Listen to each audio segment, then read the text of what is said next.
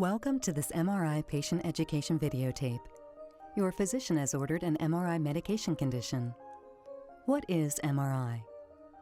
MRI stands for magnetic resonance imaging, and for the next few minutes, we'll discuss the MRI examination. You'll see some of the remarkable images produced by this type of medical imaging exam. These are MR images of the brain. They're astoundingly clear and detailed. Here, in addition to the brain, we can see the spinal cord, sinuses, teeth, and even the blood vessels. Just what makes MRI so different from other medical imaging techniques, such as conventional X-rays and computed tomography, known as CT scans?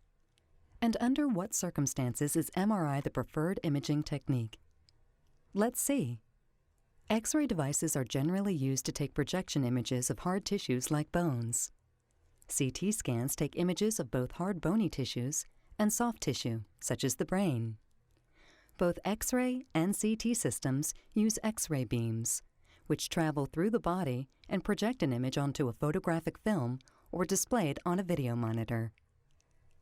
MRI, on the other hand, works differently. MRI uses a magnetic field to orient the position of certain nuclei in the body. The primary nuclei used for MRI imaging is in the hydrogen atom, called a proton. As you know, the body is made up of approximately 75% water. Water is 2 parts hydrogen, making the nucleus of the hydrogen atom, the proton, the most abundant in the human body. A radio wave is then used to excite the proton, which resonate and emit varying signals, which are received, digitized, and displayed as images. Different signals emitted by different body tissues are then used to differentiate individual anatomy. When tissue is damaged, its composition changes and gives off an uncharacteristic signal. So when displayed, that damaged tissue is distinguishable from surrounding healthy tissue. Once again, it's important to point out that MRI utilizes magnetic fields and radio waves. Patients are not exposed to X-rays or other ionizing radiation.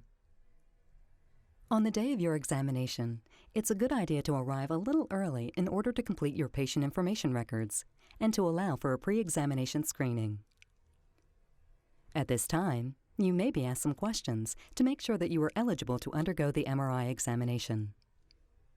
For instance, patients with metallic foreign bodies or surgically implanted devices like cardiac pacemakers and aneurysm clips are not eligible. These devices may be adversely affected by the magnetic field. Objects containing ferrous metals will also interfere with obtaining a good MR image. Therefore, it's advisable to wear a sweatsuit, clothes without zippers, snaps, or buckles, or garments provided by the imaging facility. To improve the image quality, particularly when examining the head, knee, or spine, a device called a coil is used. It operates just like an antenna to improve the signal reception.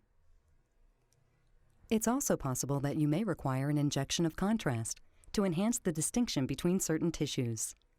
This contrast is specific for MR imaging and is different from that used for CT and X-ray examinations. The need for this contrast will depend on the type of MR exam your physician has prescribed. The MRI exam generally takes between 20 minutes and 1 hour. During this time, a series of images will be taken. Each set of images requires several minutes to complete. An intercom system keeps you in two-way communication with the trained medical professional performing your exam, the MRI technologist. How are you doing in there? I'm doing good. It is very important that you remain still while the images are being acquired. You'll know that an image is being acquired when you hear a knocking sound. You may relax when the machine is not making the knocking sound, but you must remain in the initial position unless you are instructed otherwise. If you move during the procedure, it may be necessary to repeat the exam. Although the MRI exam is painless, it does require you to remain still until the exam is complete. Patients often try to nap. Mr. Smith enjoys golfing a lot. Perhaps he's thinking about his favorite course, concentrating on how relaxed he feels when he's playing. Think about something you enjoy doing. It really helps. Once complete, Your magnetic resonance images will be processed and sent to your physician, who will discuss the results with you. Hopefully, spending these few minutes learning about magnetic resonance imaging has prepared you for your examination. However, should you have any questions, your physician or the imaging professionals at the MRI facility will be happy to answer them for you. So relax and have a good exam.